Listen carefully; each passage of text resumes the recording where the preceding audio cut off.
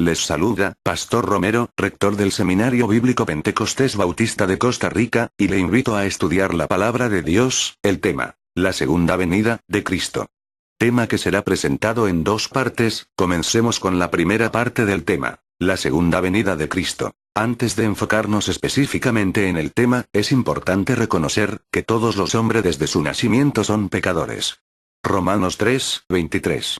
Y deben de arrepentirse de sus pecados, segunda de Pedro 3:9. Hechos 3:19-20, confesando sus pecados a Dios, Romanos 9:9-10.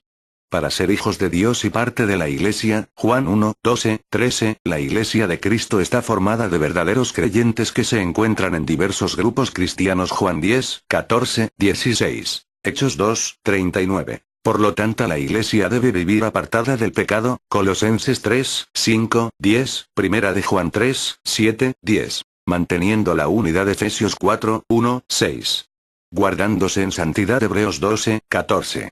Esperando al Señor Jesucristo, Hebreos 9:28. Leemos: así también Cristo fue ofrecido una sola vez para llevar los pecados de muchos, y aparecerá por segunda vez, sin relación con el pecado, para salvar a los que le esperan. Hebreos 9:28. Cuando Cristo vuelva a buscar a los suyos, nada tendrá que ver con el problema del pecado, viene a llevar a los que están preparados y le están esperando. La segunda venida de Cristo será en dos fases. Primera fase, vendrá por su iglesia, el arrebatamiento, Primera de Tesalonicenses 4:15-18. Segunda fase, corresponde a su segunda venida para librarnos del juicio de su ira, Primera de Tesalonicenses 1:10. El orden de los eventos será, como sigue a continuación. Primero tendrá lugar el arrebatamiento de la iglesia. Después del arrebatamiento da lugar a tribulación y gran tribulación, donde el anticristo, después de quebrantar el pacto, hará guerra contra Israel y sus santos, y contra todo lo que tiene que ver con Dios. En ese período será que sean sellados con el sello de la bestia a los que la adoraron, cuyos nombres no estaban escritos en el libro de la vida. Los juicios de Dios son derramados sobre este mundo, en la gran tribulación. La gran tribulación termina, con la segunda venida del Señor Jesucristo con gran poder y gran gloria, Mateo 24:29-31. Con esto en mente estamos listos para enfocarnos al tema de la segunda venida de Cristo, en su primera fase, el arrebatamiento. 1. El arrebatamiento de la iglesia. ¿Qué es el arrebatamiento de la iglesia?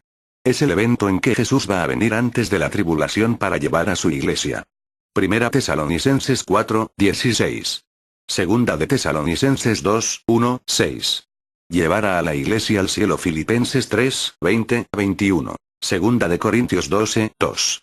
Por 7 años la iglesia estará celebrando con Jesús la gran cena de la boda del Cordero. La figura de la esposa simboliza a la iglesia glorificada unida a Cristo, su cabeza, en real administración y dignidad. La figura del matrimonio simboliza la consumación externa y pública de la interior unión espiritual entre Cristo y su esposa, Efesios 5:25-27-30. Apocalipsis 21:9. Apocalipsis 19:7-9. Después de los 7 años va a regresar con Cristo. Daniel 9:27. Mateo 25:31-32. Apocalipsis 19:11-16. Es decir, la segunda venida de Cristo será presenciada por todos los santos ángeles y por todos los santos de todos los tiempos que están en el cielo. Es la venida con sus santos y no la venida por sus santos. Aunque un propósito importante de la venida de Cristo es libertar a los santos afligidos que aún viven en la tierra, la descripción del suceso en Mateo 25:31 afirma que todos los ángeles estarán con él. Apocalipsis 19:11-21 es aún más explícito y presenta a los ejércitos celestiales que le siguen. Estos indudablemente incluyen a los santos ángeles y a los santos que están en el cielo. La segunda venida será un tiempo de reunión de todos los elegidos, los resucitados, los trasladados y aún los que estaban en sus cuerpos naturales sobre la tierra. Todos participan, de un modo u otro, en este dramático suceso relacionado con la segunda venida. El propósito declarado de la segunda venida es juzgar la tierra, Salmos 96:13. Esto será considerado más adelante, de los juicios de Israel, de las naciones y el juicio de Satanás y de los ángeles caídos. En Mateo 19:28, Cristo les dijo a los 12 apóstoles, se unirían a él para juzgar las 12 tribus de Israel. Mateo 25:31-46 describe el juicio de los gentiles sobre la tierra en el momento de la segunda venida. Ezequiel 20, 35, 38, predice el juicio de Israel en el momento de la segunda venida. Los que mueran durante el tiempo de persecución que precederá a la segunda venida serán resucitados y juzgados según Apocalipsis 20, 4. Ejemplos bíblicos del arrebatamiento. Enoc Génesis 5, 21, 25. Elías Segunda de Reyes 2, 9, 12. Jesús Hechos 1, 10, 11. Lo que ocurrirá durante el arrebatamiento: el Señor mismo descenderá del cielo, Primera de Tesalonicenses 4, 16, 17. Para levantar los cuerpos de aquellos que murieron en el Señor y para glorificar a los santos que aún viven en ese momento. El Señor mismo, personalmente, corporalmente, con voz de mando, con voz de arcángel, y con trompeta de Dios, descenderá del cielo. La voz de mando es la voz del triunfo sobre la muerte, Primera de Corintios 15, 54, 57, que se pone de manifiesto en la resurrección de los santos que han muerto y en la instantánea glorificación de los santos que aún viven, que nunca probarán la muerte física. La voz de arcángel es sin duda alguna la de Miguel, Daniel 12, 1, 2. Cuando Cristo vuelva traerá con él sus almas y espíritus para unirlos a sus cuerpos resucitados, Primera de Tesalonicenses 4, 14. Primero, los muertos en Cristo se levantarán primero, e inmediatamente. Segundo, después los santos que viven cuando llegue el Señor, los que quedan hasta ese momento, serán transformados. Filipenses 3, 20, 21. Y serán arrebatados. Primera de Tesalonicenses 4, 17, súbitamente hacia las nubes. La transformación se operará en un instante, al sonar la final trompeta, Primera de Tesalonicenses 4, 16, trompeta que no tiene ninguna relación con la última de las 7 trompetas del juicio tocadas por ángeles, Apocalipsis 11, 15, 19. Esta trompeta es de bendición y es la trompeta de Dios. Para recibir al Señor en el aire, de esta manera los santos estarán siempre con el Señor. La palabra aire en griego es aer, y se refiere a la atmósfera inferior, o de aproximadamente 6.000 pies. Por lo tanto, el Señor vendrá al menos en unos 6.000 pies de la tierra, quizás aún más abajo, y todos los santos se encontrarán allí con él. En ese momento, no vendrá totalmente a la tierra, sino para la segunda venida, lo cual más tarde será 7 años después del arrebatamiento de la iglesia. Daniel 9, 27. Zacarías 14, 1, 5. Mateo 24, 29, 30 y Apocalipsis 19, 11, 16. Tercero, la resurrección de los justos. En esta primera resurrección corresponde a todo creyente que jamás haya vivido desde la época de Abel en adelante, Primera de Tesalonicenses 4, 13, 14, Daniel 12, 2. Los cuales son resucitados el día del arrebatamiento de la iglesia. Los otros que no tienen esperanza, es decir, sin Cristo, no resucitan aquí sino en la segunda resurrección, que es para condenación eterna. Apocalipsis 20, 11, 15. La segunda resurrección, Daniel 12, 2, corresponde a la resurrección de condenación, acontecerá aproximadamente unos 1000 años después de la primera resurrección, en realidad al final del milenio.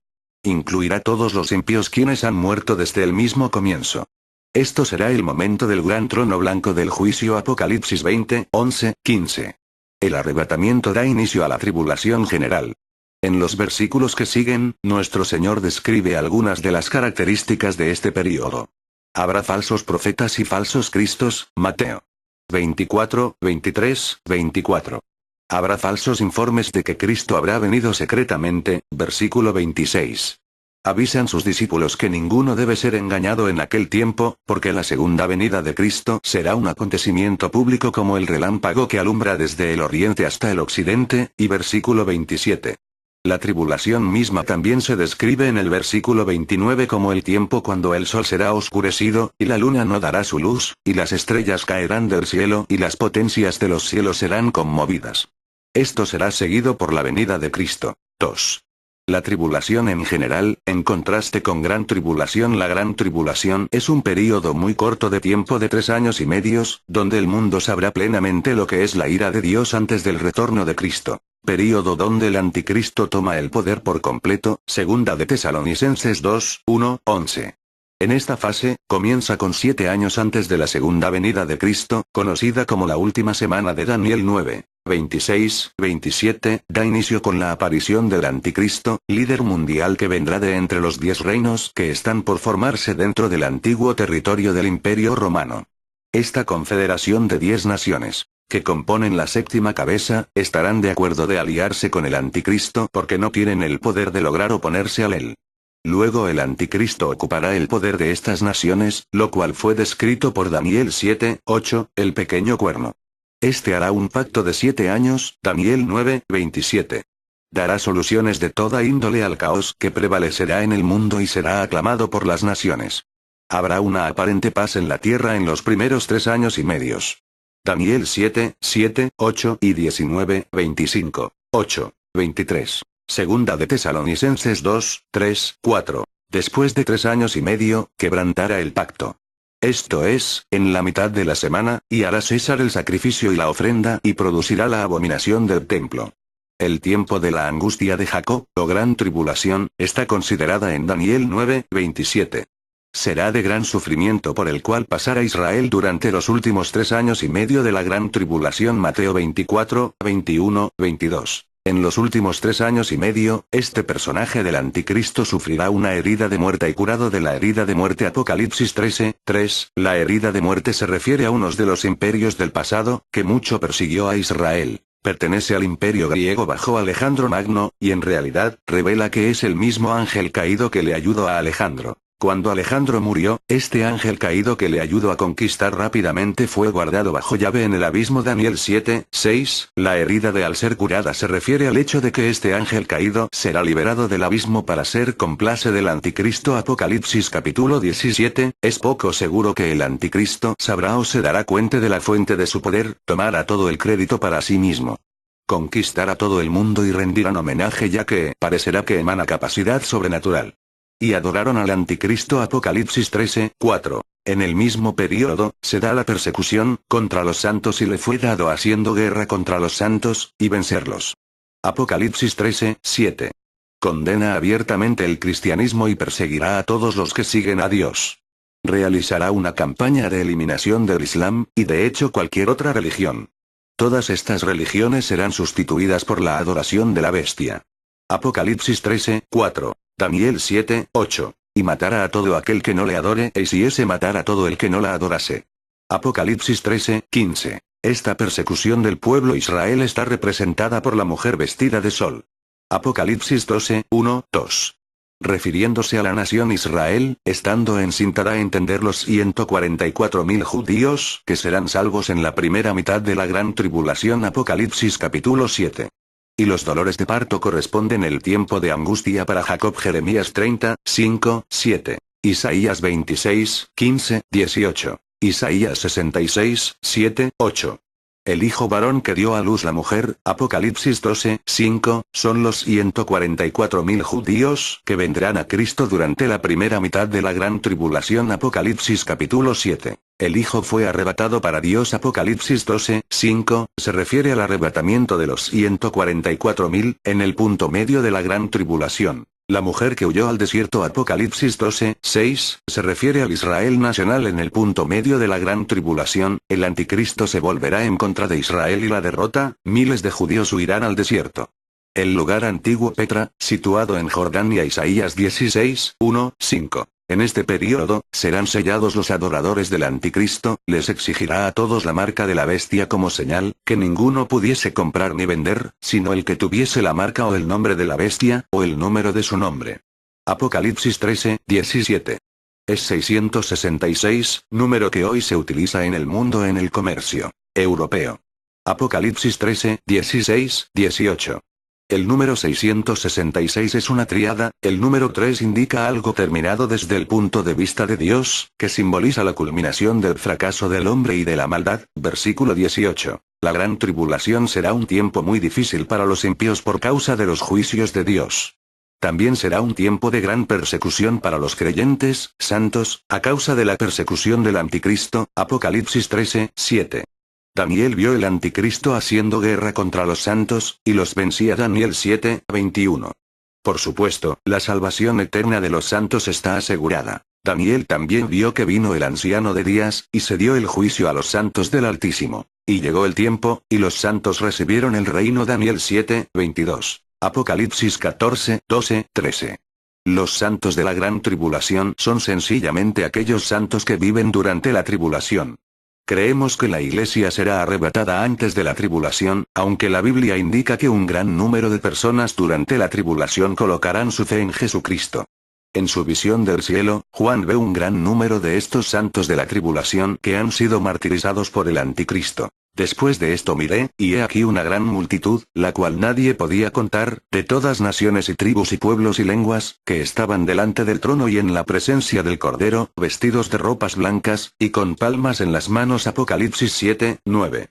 Cuando Juan pregunta quiénes son, se le dice: estos son los que han salido de la gran tribulación, y han lavado sus ropas, y las han emblanquecido en la sangre del Cordero. Versículo 14.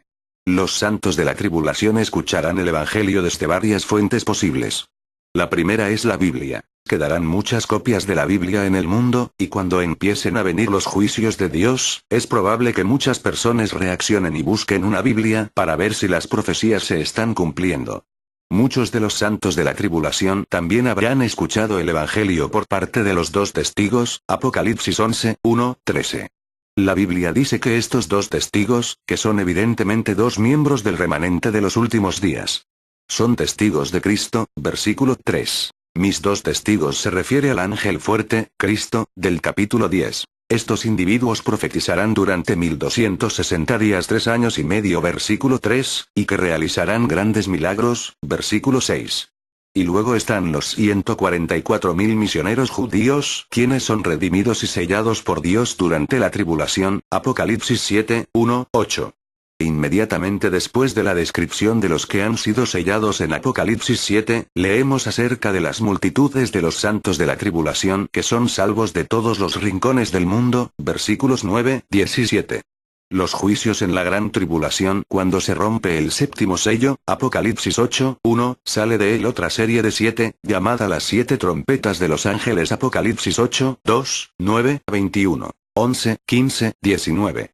Estos grandes juicios en su mayor parte son catástrofes sobre el mundo natural que tienen como resultado la pérdida de muchas vidas, en que la tercera parte de la tierra es consumida por el fuego, una tercera parte del océano se convierte en sangre, destruyendo un tercio de las criaturas del mar, las estrellas del cielo caen sobre una tercera parte de los ríos, Apocalipsis 8, 7, 11.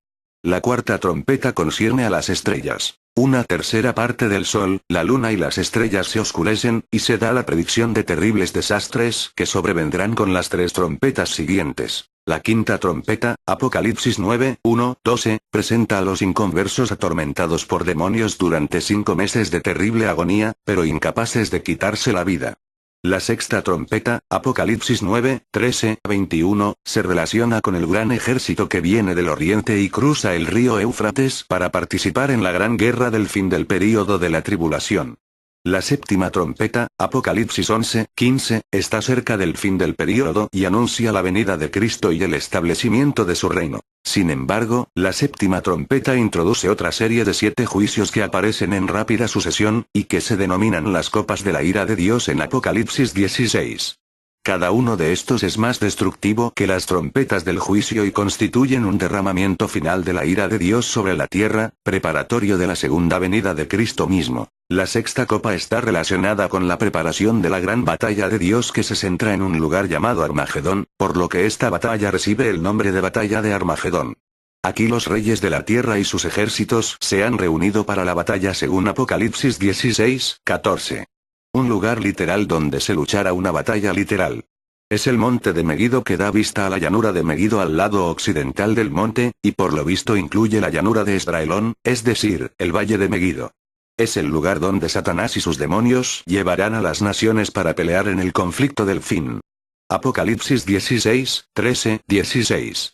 Donde la ira de Dios derramada sobre los pecadores. El juicio será sin atenuantes, lo que está simbolizado por la frase fue pisado el lagar, en el que la ira divina, que no tendrá paliativos de ninguna especie, caerá sobre los pecadores, Apocalipsis 19, 15. Isaías 63, 3, 6, y que es ejecutado fuera de la ciudad Jerusalén, versículo 20, el valle de Megido, también llamado el valle de Josafat, Joel 3, 12, 13.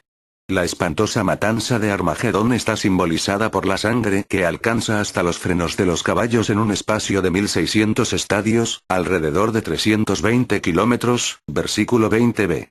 Se indica una vasta destrucción dentro de una zona circunscripta, con centro en Palestina, Siria. La aparente contradicción de Satanás que inspira a los reyes de la tierra a fin de que se rebelen contra el gobernante que Satanás mismo ha puesto sobre el trono del gobierno mundial, aparece solucionada por este hecho. Satanás reúne sus fuerzas bajo la ilusión de que están peleando por el poder mundial, pero realmente están guiados por Satanás a fin de oponerse a los ejércitos que acompañarán a Cristo cuando Él vuelva a la tierra. Apocalipsis 19:14. La copa final, descrita en Apocalipsis 16, 17, 21, consiste de un gran terremoto que destruye las grandes ciudades del mundo, trae juicio contra Babilonia y hace desaparecer las islas y montañas. El clímax es una gran tormenta de granizos, con granizos de un talento de peso, esto es, unos 46 kilos, que destruyen lo que había quedado. El mundo está en estado de caos y destrucción y en guerra en el momento de la segunda venida de Cristo. ¿Qué sueño más falso han tenido algunos teólogos que imaginan que el mundo irá mejorando poco a poco hasta que gradualmente queda sometido al Evangelio, y de este modo es conducido a la obediencia a Cristo?